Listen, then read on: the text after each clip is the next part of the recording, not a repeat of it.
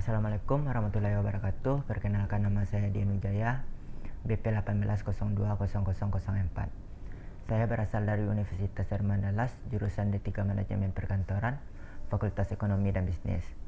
Baiklah, dalam video kali ini saya akan mempresentasikan tugas saya dari mata kuliah Kewirausahaan dan Inovasi, yaitu dengan topik membuat rancangan usaha. Jadi dari topik tersebut saya mengambil sebuah judul, Rancang Usaha dalam Pengembangan Usaha Asinan. Tahapan awal berwirausaha diperlukan suatu perencanaan wirausaha atau business plan. Perencanaan wirausaha berisi tahapan yang harus dilakukan dalam menjalankan suatu usaha. Dalam mempersiapkan pendirian usaha, seorang calon wirausaha akan lebih baik dengan pembuatan perencanaan terlebih dahulu. Mengapa calon wirausaha harus membuat perencanaan usaha?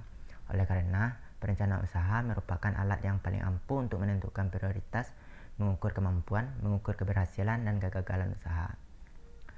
Perencanaan wirausaha dalam pengelolaan produk pangan, pendirian usaha akan memberikan uraian tentang langkah-langkah apa saja yang harus diambil agar sesuai sasaran, baik berupa target, pertunjukan pelaksanaan, jadwal waktu, strategi, taktik, biaya, dan kebijaksanaan. Perencanaan wirausaha dalam pengelolaan produk pangan, pendirian usaha yang dibuat secara tertulis merupakan perangkat yang tepat untuk mengendalikan agar usaha fokus pelaksanaan usahanya tidak menyimpang. Beberapa hal yang harus dipersiapkan saat pendirian usaha yaitu menyangkut 1. Nama perusahaan, yang kedua lokasi perusahaan, dan yang ketiga jenis usaha, yang keempat perjanjian usaha, yang kelima sumber daya manusia, yang keenam aspek produksi, dan yang ketujuh aspek pemasaran. Jadi pada kesempatan kali ini saya akan mencoba membuat tahapan pengembangan wirausaha yang dilakukan untuk membuat usaha asinan dalam kemasan cap mangkok. Ya, langsung saja masuk ke tahapan yang pertama, yaitu nama perusahaan. Kamu harus memberikan nama usaha yang akan dikembangkan. Jika kamu ingin membentuk wirausaha yang berbadan hukum, dapat dalam bentuk CV, firma, koperasi, atau PT.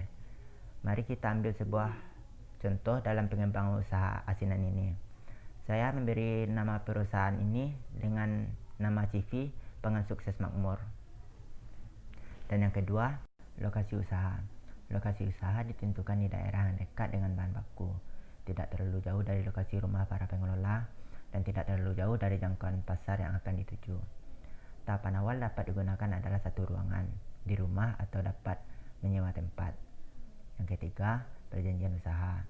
Izin usaha yang disiapkan antara lain adalah NPWP dari kantor pajak, akte notaris dari kantor notaris, serta pendaftaran merek pada Departemen Kehakiman.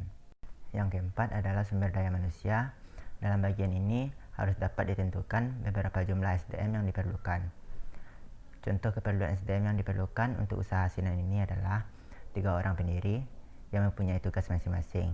Yang pertama, penanggung jawab produksi. Yang kedua, penanggung jawab pemasaran, dan yang ketiga, penanggung jawab administrasi dari keuangan. Lalu 6 orang karyawan, yaitu 3 orang untuk bagian produksi, dan 2 orang untuk bagian pemasaran, dan 1 orang untuk bagian administrasi. Yang kelima, aspek produksi.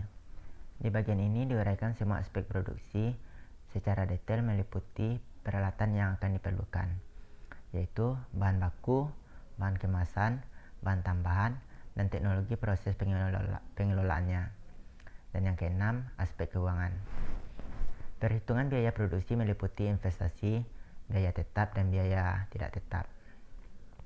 Dan yang ketujuh, aspek pemasaran.